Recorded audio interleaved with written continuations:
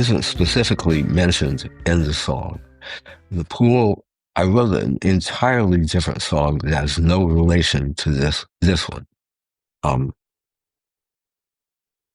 Except in some of the imagery, as it was a guy washing his wife across the yard and the steam coming off of the water. And I'm going to find it. It may be complete, but if it's not complete, I'm going to finish it because I thought it was a good song. And when I wrote this, there is like a thought in the second verse of somebody being, at a distance. And in my old house, the distance from you would be across the yard on the other side of the pool in my old house. But I didn't really mention it, and I misspoke to somebody at an earlier time that there was more of a direct connection between the earlier song and this one. But yeah, it is. It does have that. I don't think it's really intended to be particularly suburban, because some of it, I think, is talking about Big Sur. It's a whole bunch of different things that come together when you write a song. They manage to come into some sort of a cohesive whole, at least emotionally, which I think this does. But if I told you where each individual image came from, it would make no sense at all. And some of the images are like a double exposure. Is it the yard across the back of the pool, or is it somewhere in Big Sur, or, How common is this, and how often has this occurred that a song transforms into something completely different, or at least plants the seeds for a different song that you chose to finish? Well, I think what usually happens, what's more likely to happen, is that I have a song and I rewrite it extensively, or in the case of this, it comes more directly from some free verse that I wrote out, just like stream of consciousness. And that I tailored down into a more coherent whole, I think, emotionally, and found the right melody for it, and found the right mood in the chords. And as you do, found a way to say things in the way that they needed to be said. I never want to stretch something and fake it and take away the meaning. In order to make it fit a melody, I want to find something that fits the melody but gets the point across. And I really don't want to use a lazy rhyme. That kind of thing drives me nuts.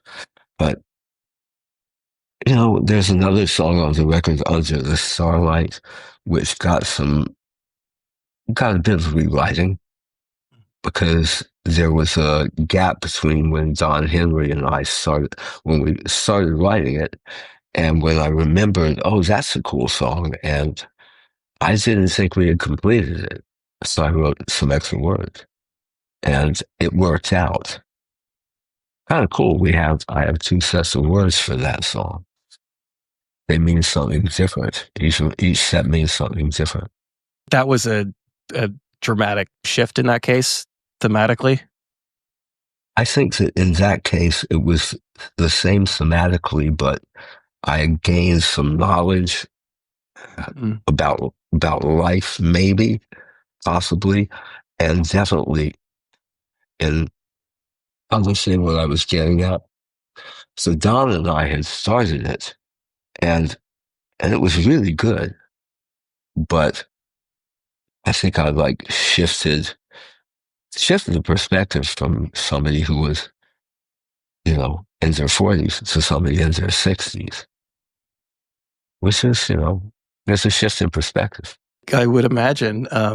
When you say I gained some knowledge about life, is that an abstract idea, or are you referring to something specific that you learned in the intervening 20 years? No, I think that as you go through life, if you're paying attention, you're going to notice things. And um, I'm pretty obtuse. I'm not the most perceptive cat, but especially when you put down the alcohol and the drugs, you have a chance to gain perspective. And when John and I started the song, um, I had not, I mean, I wasn't drinking, I wasn't taking drugs. I had gotten sober by that point. But the fact that I was sober for the rest of the time before I wrote some more, it probably wasn't even 20 years. But the fact that I was stone cold sober meant that I had to experience things. And when you experience things, you learn to, well, you see them better. And you also have no choice but to go through joy and sorrow. You can't, you can't dodge it by having to drink to mellow out. You can't numb things. You can't numb things, which, Yeah. if you can get away with it, it's great because it's not necessarily numbing things. It can just relax you. I can't get away with it. Not at all. You can't drink or do drugs in moderation. No. I don't know. I don't have the chip or the gene for moderation. It's like, got any more? Like just finish it all. Like, give me a pint of ice cream. The pint will be gone, right away. I get that, and I have addiction in my family, which is I actually stopped drinking a few years ago myself, and it's kind of the realization that that's just easier to remove it from your life. Obviously, like health reasons is a big part of it, but I don't know. I suppose in my case, stopping drinking, I did to see if it was something that I could do, like if I did, if I was able to go without drinking. But for me, it didn't change a lot, which is probably a good sign. So I just decided to effectively like keep it up. Cool. So me, it was a matter of life and death. I had to stop. Yeah, it was life and death.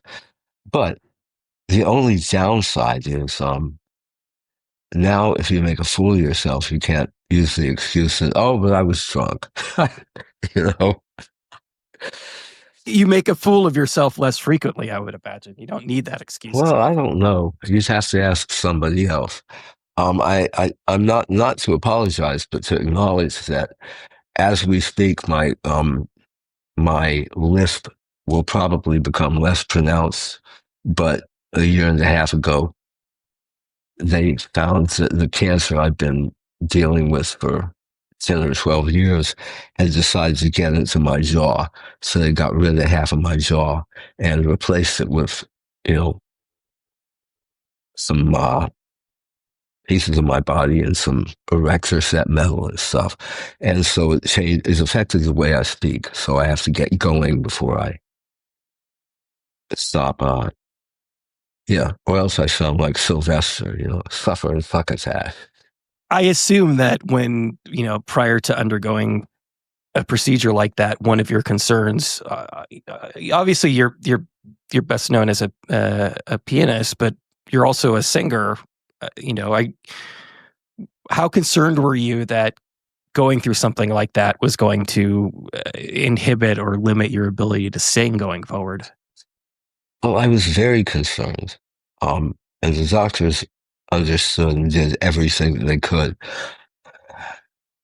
And just because I like writing songs, I'm not I'm not that much of a singer, but I like singing my own stuff. So it was a concern. And also, I had made this record, and I wanted to be able to go out and play shows to hit people to the record. And I did not want to have made this record and put so much of my heart and soul into it. And then just it comes out, and I can't do anything um, to call attention to it. But it hasn't sidelined me at all. It hasn't sidelined me at all. So I'm very relieved. I understand why you would be self-conscious about that. Just even the fact that you just brought it up during this conversation, but that first time you sit on stage and perform in front of a group of people, you must have been very self-conscious about that at the time. I wasn't, I was attentive. I wasn't too self-conscious because now I've lived with it for a while. And I know the things to do to make it better. And I also know when I want to make light of it because I have a 7-year-old kid, right? And I was like, we were reading or something like a month or two ago. And I wasn't being poor, pitiful me. I was going, she's Catherine, what they did, like, why on earth would they do that? Like, why me? And she said, so you would live, Papa. And it's just cut and dried, like, yeah. So I'm really grateful. If I got a little bit of, if I have to pay attention when I speak to speak clearly and I'm here, man, I'll take having to pay attention. I probably should have been paying attention all along. I understand that, children have a tendency to be frank, but that's still kind of a profound sentiment from a 7-year-old. Oh, it's great. It was just matter of fact. They did it so that you would live. And now let's read another story. It was just, and as I said, I wasn't trying to be self-pitying. And she knew that. She's like, this is why now on to something important. Having a 7-year-old at your age, I mean, it must, that could upend your life quite a bit, or at very least, I mean, I'm sure it changed things quite a bit for you. It changed things, but I don't have a reference point. She's my only child, so I don't know what it would be like to have a 7-year-old in my 20s. Sure, but you have a reference point as far as what your life was like before and after having a child. Oh yeah. A very good friend of mine said, if you have a child, she has a couple. If you have a child that's going to blow up your life in the best way and in the worst way, and I think that kind of says it all. If it blew up my life, I wouldn't change it. I wouldn't change it at all. It's a good motivation to keep going. It's a good motivation to get yourself healthy. To be there for all these milestones. Oh, it's great. If I wake up and I'm anxious about something, I walk into a room and say, hey, gotta get up for school. And the second I see her, I'm great.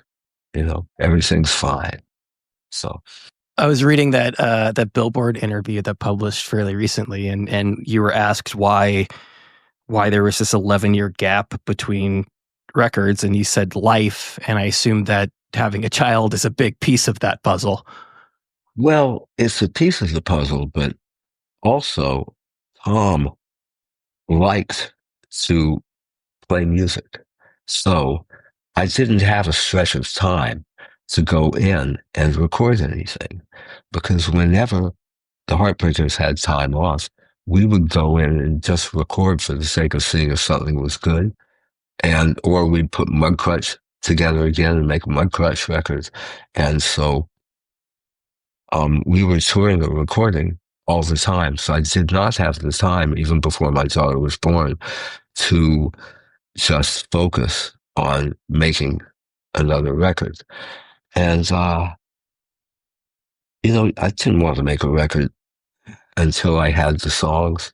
You can't just go, well, I have this laying around, I'll put this on it. I wanted them all to be good and all of them to be of a piece.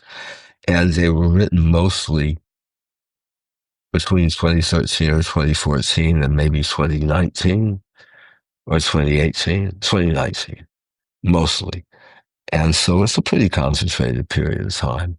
So I think that emotionally, at least, it's somatic. I can't put my finger on what the theme is. It's not a term paper. Yeah, it's not a school assignment. It's a concentrated amount of time, like to an extent, because you're also somebody who will go back to a song from 20 years ago. Yes, but I didn't do that much on this record. I didn't do that much. It was just that one song, actually.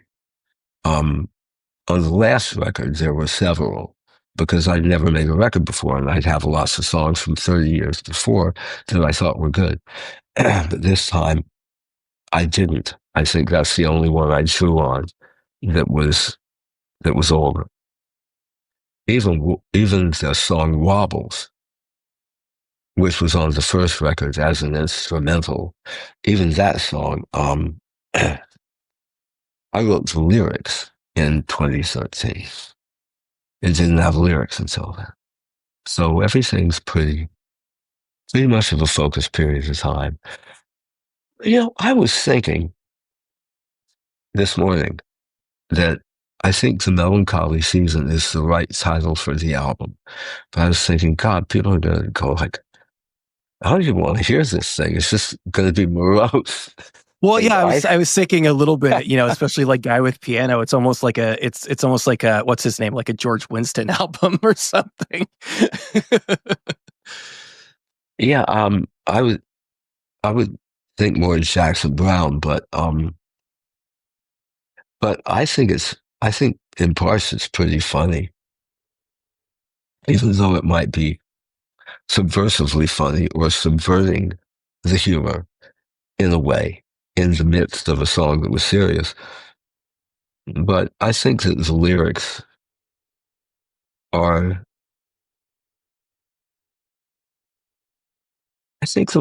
thoughtful enough that if somebody digs into them, they can go, wait a minute, is this what he meant? Or wait a minute. So, you can have fun with trying to understand where certain things come from or what they actually mean. Because sometimes they don't quite mean what they seem like they mean. And the great thing about writing songs is I have no idea what they mean anyway. I was listening to the record today, and not just lyrically, but the third, I think it's the third song came on, Rattle, and yeah, I was like, oh, this is a Chuck Berry song. It's like musically, it's not like everything is also like slow and quiet, but it has that song specifically has that early rock and roll energy to it. Well, you gotta, and Chuck Berry is one of the greatest writers this country ever produced. Certainly one of the greatest lyricists. And so, yeah, it was probably written in a bit of an emulation of Jerry Lee Lewis or Too Much Monkey Business by Chuck. But it also is very musically different than it was when I brought it in. I didn't know really how to present it. And we were discussing it. I was trying to find the groove because it had sounded like high-heeled sneakers before. Didn't like it. And we talked about the right groove, and we put on Crawling from the Wreckage by Dave Edmunds, and Taylor Goldsmith completely modified the lick that Edmunds is playing and started playing a rhythm, and it just drops into space. But it does come from that tradition. I love that tradition. Dave Edmunds, I don't think we talk about him enough, but also he's a really interesting bridge between, I know that you're a fan of a lot of the punk that was coming out of the time, and he's a interesting bridge between early rock and roll and that sort of punk or Elvis Costello period. He's a bridge, and he was in Rockpile with Billy Bremner and Nick Lowe and Terry Williams. And Nick Lowe, I think, is in that song a lot. I think Nick Lowe is in that song quite a lot. Also one of the great songwriters, as far as I'm concerned. What a great songwriter. And when he's playful, what a fun songwriter.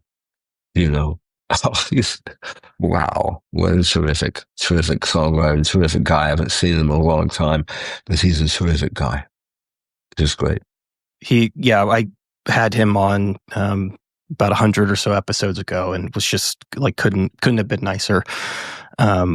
I also had I had Mike on, maybe 5 or 10 episodes ago. So he had that Yeah. new album come out, and we were talking about his progress as a songwriter. Obviously, he wrote a lot of songs over the years. Co-writes, and also the Don Henley song. But effectively, what he told me, and I wonder if you had a similar experience where at a certain point it just didn't make sense to try to compete against Tom Petty, in terms of being sort of a songwriter or the front person in a band. Well, of course not. And I think Tom may have said it to me, or I may have heard him say it somewhere else or to somebody else, but of course, like I have been writing complete songs since I was 19 or so, 18 or 19. I like writing melodies, lyrics, music. And Tom wanted to sing about what was on his mind. So for me to bring in a completed song, he liked some of my songs because he told me so. But to try to come in and say, hey, I want this on the record, I didn't really care about it. I was writing songs. I was enjoying writing songs. Um, and he was such a good writer, you know. He was a very good writer, and it wasn't that it was daunting. It was a high standard, because I watched him become a writer. I started sitting in with him when I was 17, and I watched him become a writer and become a great writer. It was very instructive. I never wanted to write like him, but I think I learned a lot about quality control, and even if it's a frivolous sounding song, having something to say with it. Not just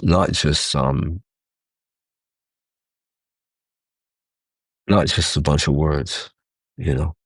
But that doesn't mean it can't be a frivolous song, you know. He was great, and he was hysterical, and he was great. Just terrific. Quality control is an interesting way of putting it, because as you were talking about almost whether or not a song deserved to or was worthy to make it onto a record for you. I was reading, or listening to an interview with you where you were talking about the archives, and you said like Tom wouldn't have wanted this stuff in the world, like there's a reason why it went unreleased. Well, actually, I think that I don't think he was always right. You know, I don't think he was always right. I think, especially in the case of the Long After Dark records, there were several songs that I would have put on the record, and I think that I thought were terrific songs, stand the test of time, and they probably would have sat in a vault and never been released, if he were still here. Because I don't think he'd be interested in looking back through things, and he would think, look, my call at the time was, no, we're not going to put that out, and I trust my judgment. But if you get a song like Keeping Me Alive, which was left off Long After Dark to my bafflement, or Keep a Little Soul, which was left off Long After Dark to my bafflement, it's a terrific song. It's just a terrific song. I don't think he was always right, and I think he would realize that, oh yeah, this stuff is good, but no, I don't think he would have put a lot of this great stuff out. I don't think he would, but it isn't that I think he would necessarily be right. But I remember, and I've heard outtakes of tons of songs that weren't on Heartbreakers records because they just weren't good enough. They weren't up to the standard. And he would listen to it for whatever reason and say, no, we can do better. And that's what I try to listen to. Like, um, you can come up with a better lyric for this part. You can come up with a better melody. You can be more concise. You can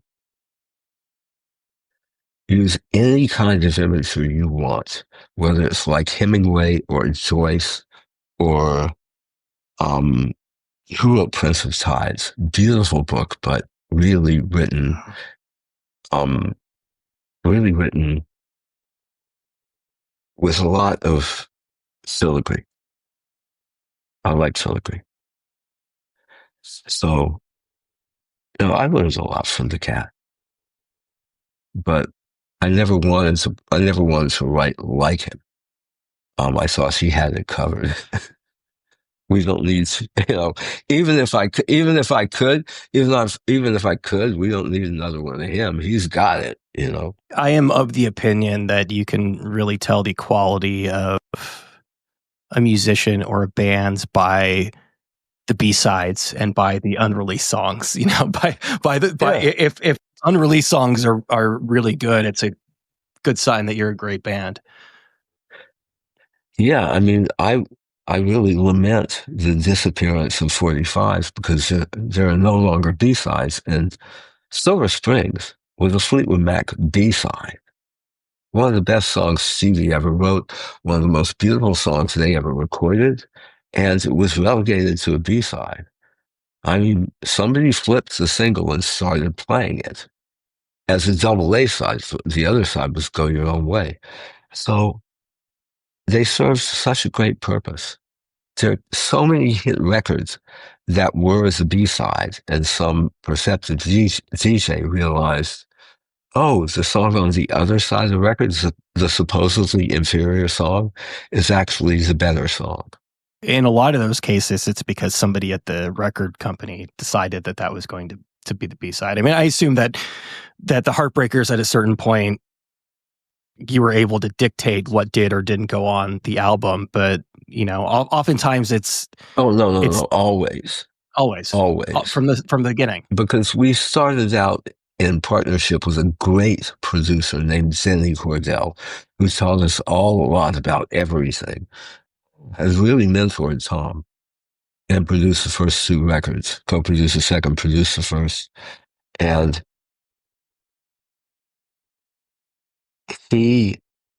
I don't think he said this isn't going on the record, but I know that Tom is not somebody who would be talked into putting a song out that he didn't think was good.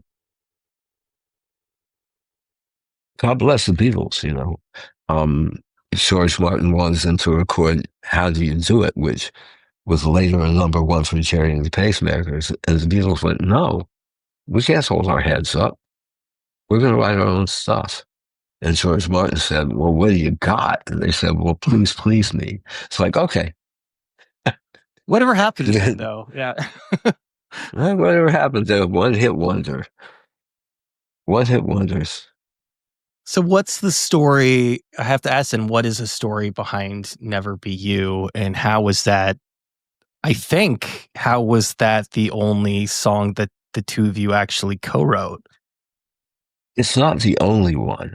We wrote a song in the early 70s before Mudcrutch left Gainesville, Florida, and it's pretty good. And there's a recording of it.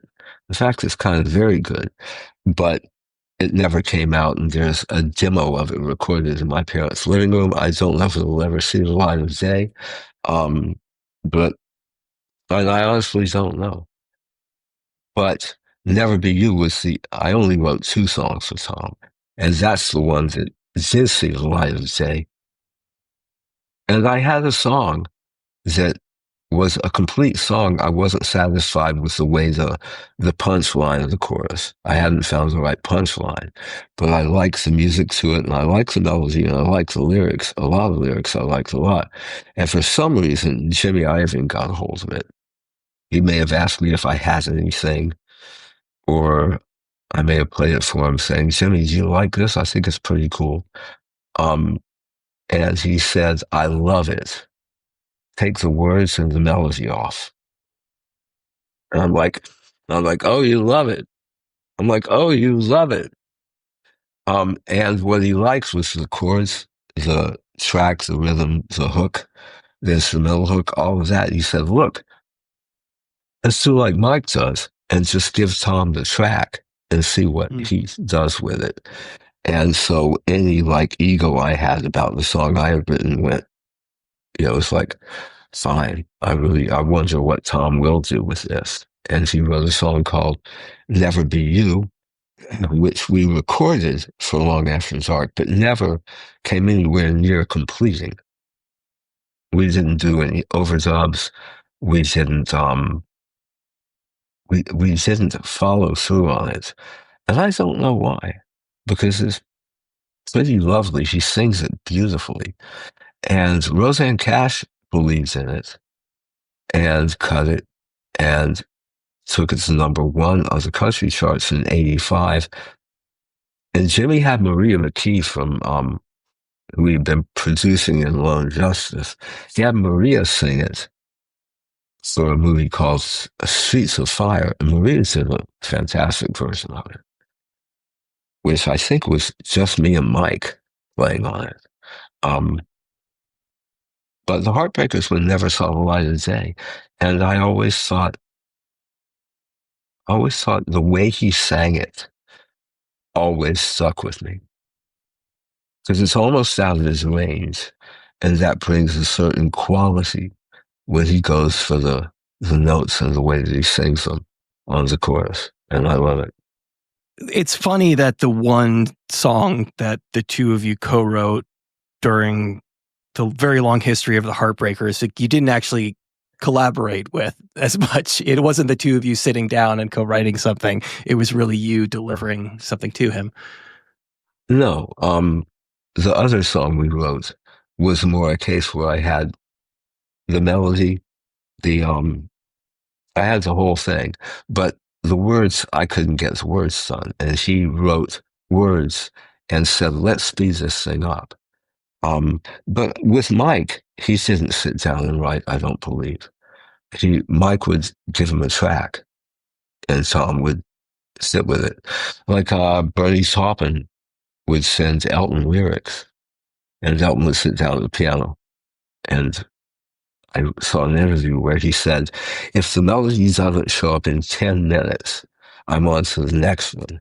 So those classic, incredible Elton John, Bernie Taupin songs came to Elton in 10 minutes. I don't know how long Bernie works on them. They're great lyrics. But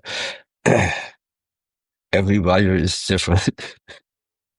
Every writer is different, but you hear stories about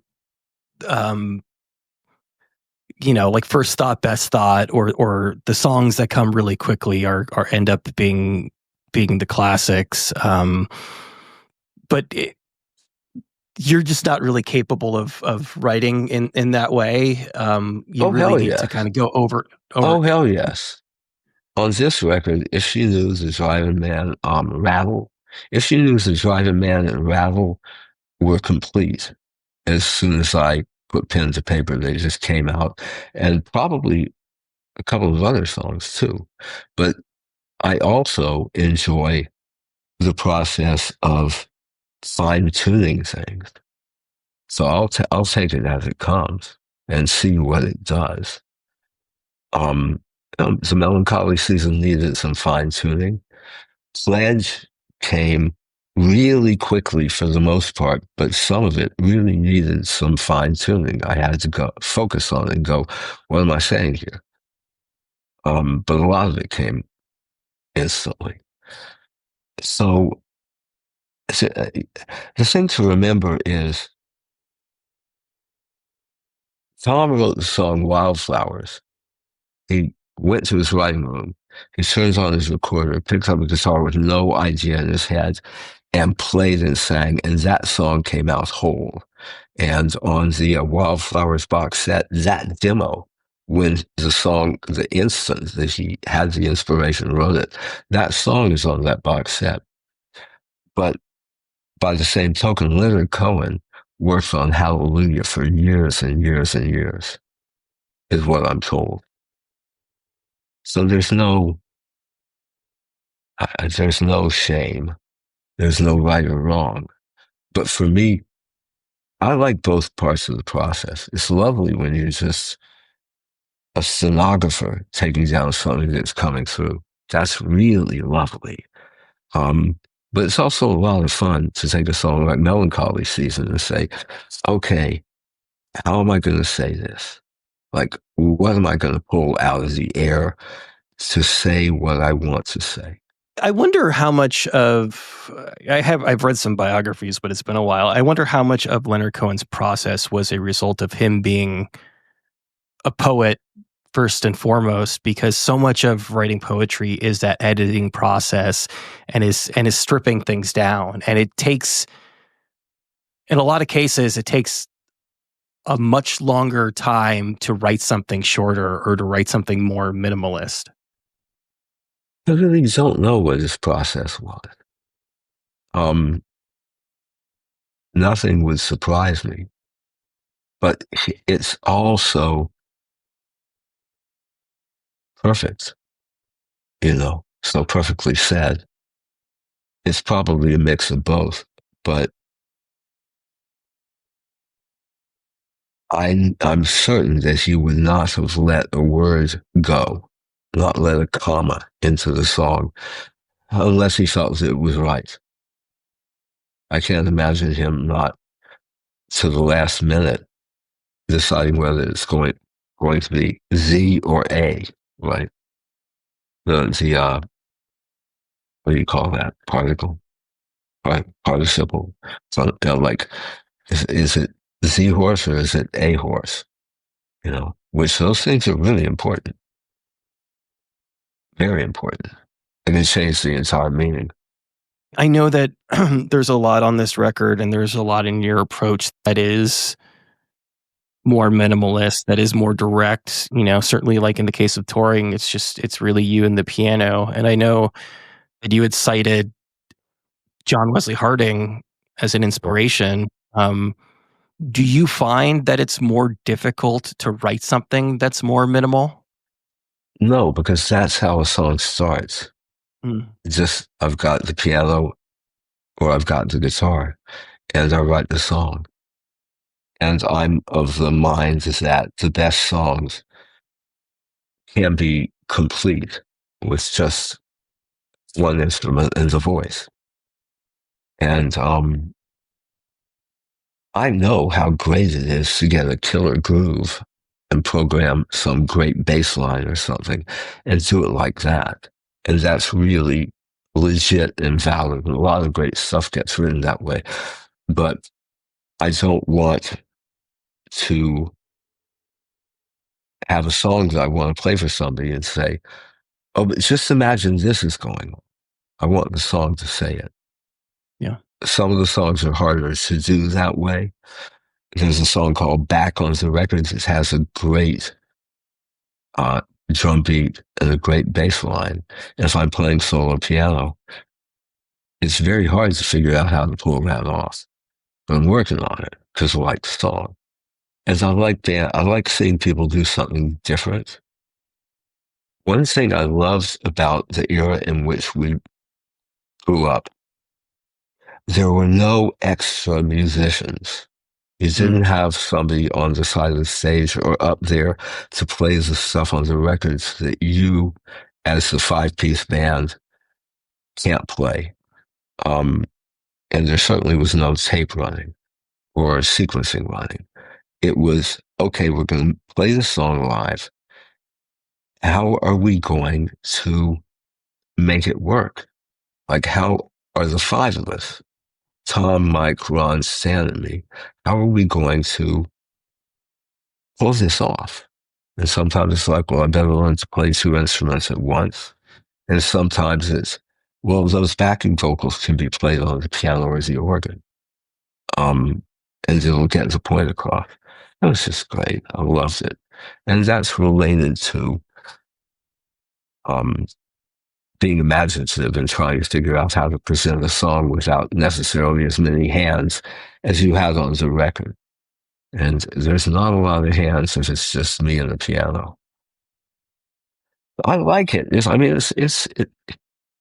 it's a challenge. If you're not being challenged, you aren't living, are you?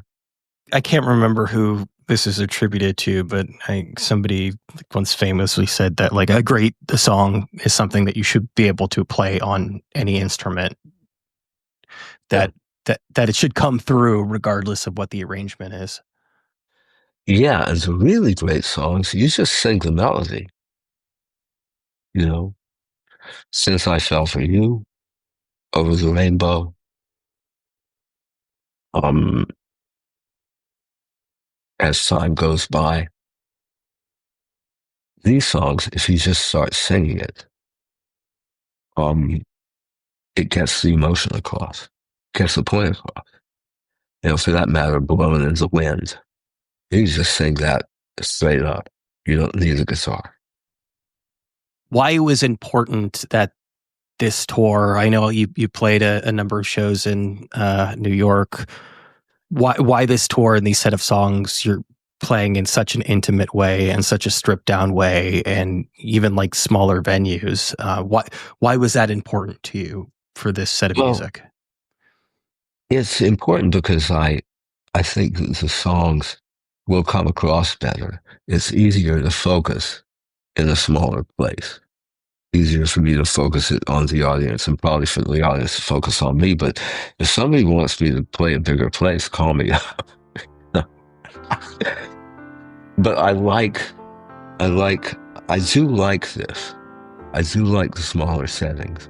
And the Heartbreakers, even with a full rock and roll band, I think my favorite stuff was when we were playing theaters, like 1,500 seat theaters, before we went to like arenas, because there was something about that focus of the energy of the audience. And you could see the eyes of everybody in the audience.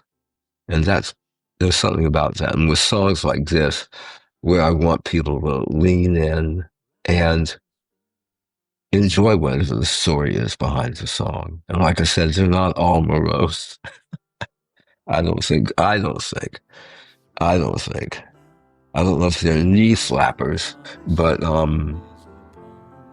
I think a splendid time is guaranteed for all. Yeah.